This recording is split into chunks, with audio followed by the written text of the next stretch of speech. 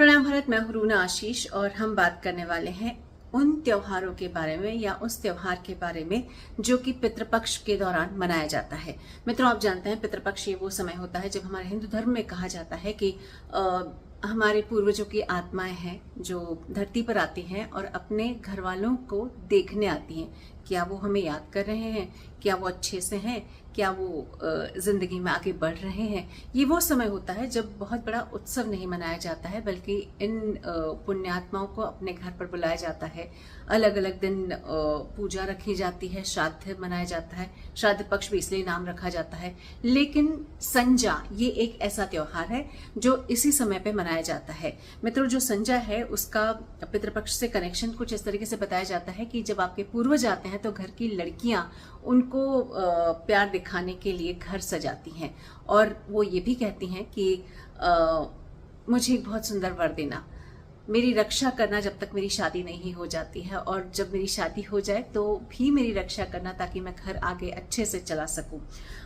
मित्रों, इस संजा के पर्व में होता यह है कि 16 दिन का ये संजा का पर्व मनाया जाता है गणपति विसर्जन के अगले दिन से। और पूरे पितृपक्ष में ये चीज का ध्यान रखा जाता है।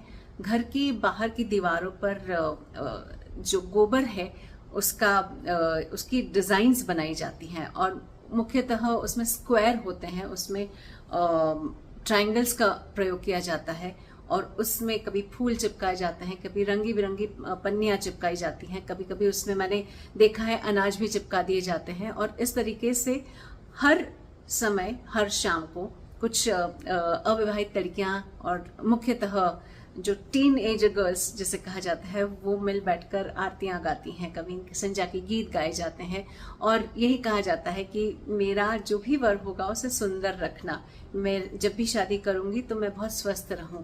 और इसी आशीर्वाद के साथ कहा यह भी जाता है कि जब किसी लड़की की शादी हो जाती है तो वो 1 साल बाद लौट कर आती है और ये जो संजा बनाई हुई है, घर के सामने सजाई हुई है, इसे वो निकालती है और फिर पानी में प्रवाहित कर देती है।